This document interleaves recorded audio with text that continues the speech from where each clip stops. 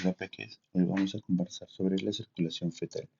Para eso necesitamos tener dos conceptos claros, qué es una arteria y qué es una vena.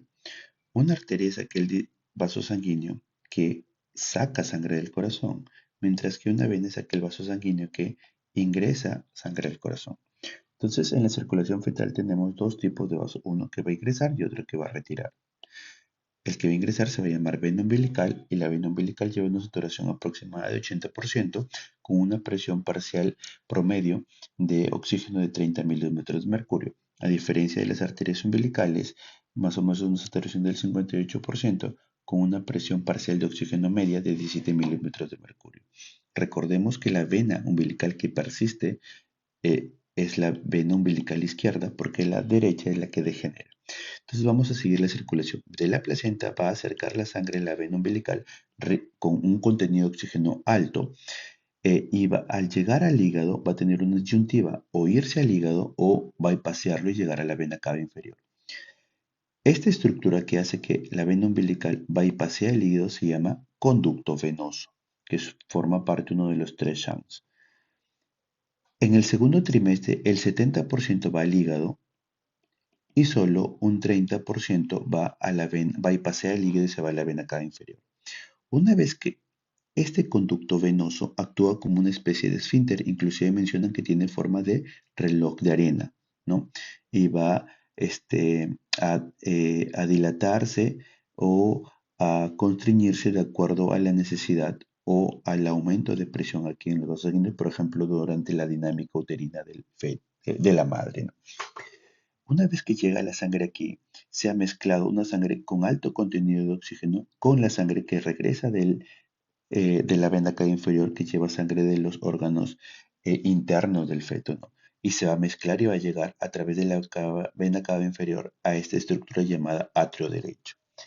En este atrio derecho tiene dos opciones. Uno, pasar a través del foramen oval o pasar al ventrículo derecho. Recordemos que el borde inferior del septum eh, interatrial se llama crista dividens. Entonces, la sangre que va a pasar aquí a través del foramen oval va a llegar al atrio izquierdo, luego al ventrículo izquierdo y posteriormente a la aorta para distribuirse en toda la economía. La sangre que no pasa por el foramen oval y llega al ventrículo derecho va a pasar a la arteria pulmonar, ¿no? Pero la sangre que llega aquí a la arteria pulmonar tiene un problema, ya que los pulmones están llenos de líquidos. Entonces, la resistencia en estos vasos de la arteria pulmonar va a ser una resistencia alta. Entonces, al llegar aquí la sangre no va a poder pasar con facilidad hacia los pulmones.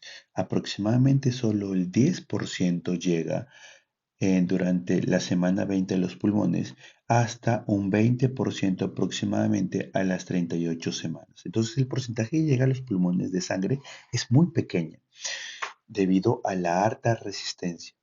Entonces aquí tenemos una estructura que va a pasar sangre del tronco arterioso pulmonar al callado de la aorta. Y esta estructura se llama conducto arterioso. Este conducto arterioso eh, va a permanecer abierto debido a que en esta parte tenemos una baja concentración de oxígeno y debido a que de la madre está brindándonos prostaglandinas E2 que van a hacer que este conducto arterioso se mantenga permeable, ¿no? Una vez que el pequeño ha nacido, va a haber una transición de la circulación fetal a la circulación adulta, ¿no? Y esos tres shanks, conducto venoso, foramen oval y el conducto arterioso, van a tener cambios. Al nacer, el pequeño va a llenar sus pulmones de aire. Esto va a generar que la resistencia pulmonar en estas arterias va a disminuir. Por lo tanto, la sangre que llega aquí va a llenar ya los pulmones y va a oxigenar la sangre, ¿no?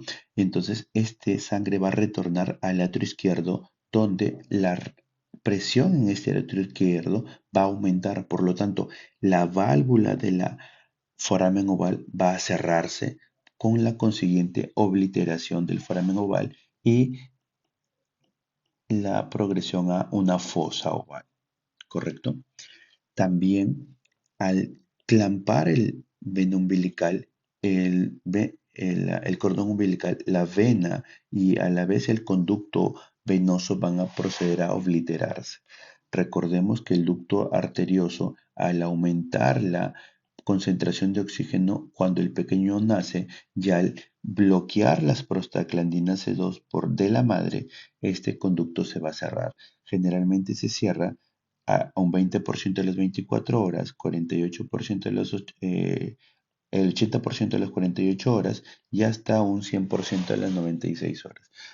Hay un porcentaje pequeño que puede generar o tener este conducto arterioso aún abierto después de ese tiempo, llamándose como persistencia del ductus arterioso. En estos pacientes, si no tienen algún otro tipo de contraindicación, se podría utilizar indometacina para el cierre de este ductus arterioso. Pero que en aquellos pacientes, por ejemplo, que necesiten o que sea beneficioso que este ducto arterioso se mantenga permeable, una de las indicaciones sería la administración de prostaglandinas para tratar de mantener este ducto arterioso permeable. Bueno, esto es lo que hemos conversado. Nos vemos en otro video.